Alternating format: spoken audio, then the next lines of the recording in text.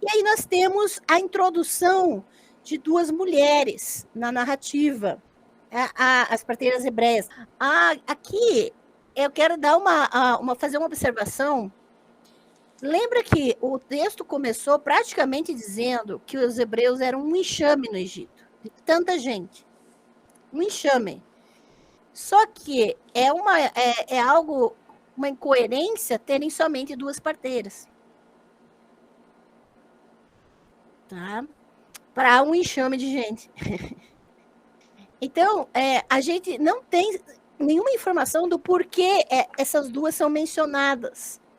Porque parteiras eram mais comuns. Quanto maior o povo, mais parteiras eram necessárias no grupo. Tá? Então, essas duas, essa Sifrá e Puá, elas aparecem. O primeiro nome, Sifrá, significa beleza, tá? E Puá é um termo, possivelmente, um termo ugarítico, tá? Que significa flor perfumada. Então, os nomes delas são nomes incomuns, não são nomes muito comuns, e que sugerem algo assim, completamente contrastante com a realidade da escravização no Egito. Elas surgem como flores no deserto.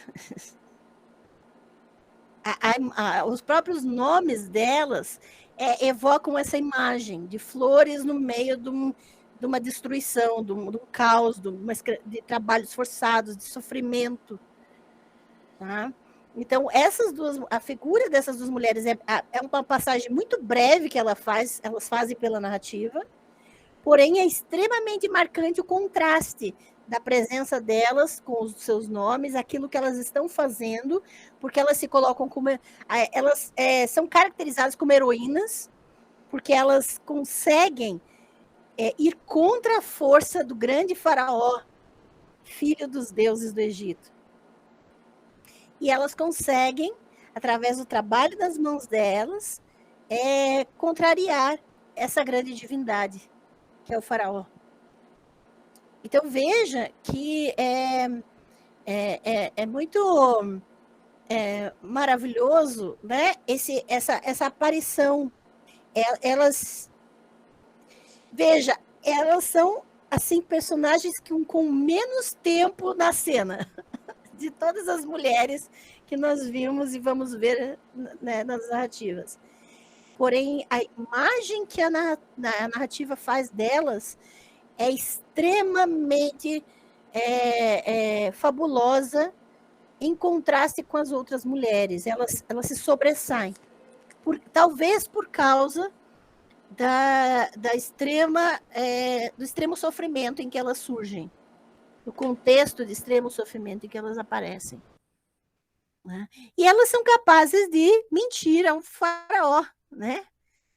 Porque quando se percebe que os meninos hebreus estão sobrevivendo em vez de serem atirados no Nilo, provavelmente ele não foi pessoalmente até elas, né? O faraó, ele mandou verificar isso, né? E elas tiveram a coragem de mentir que as mulheres hebreias, inclusive, elas comparam as mulheres hebreias a animais. No texto em que falam que elas dão a luz rapidamente, e quando elas chegam, os bebês já nasceram, e elas não têm mais a possibilidade de pegar esses bebês. Só que quando elas falam isso, elas comparam isso, cheias de vida, só que no hebraico elas realmente elas comparam as mulheres hebreias a animais. Nesse sentido, de que facilmente dão à luz e que não precisam da ajuda de ninguém. Tá? E essa vitalidade das mulheres hebreias é também evidenciado na própria fala das parteiras, só que pelo contexto é possível que elas estejam de fato mentindo, né? E assim, elas são Típicas heroínas, as típicas são caracterizadas como heroínas que salvam, né, inúmeros meninos hebreus naquele contexto.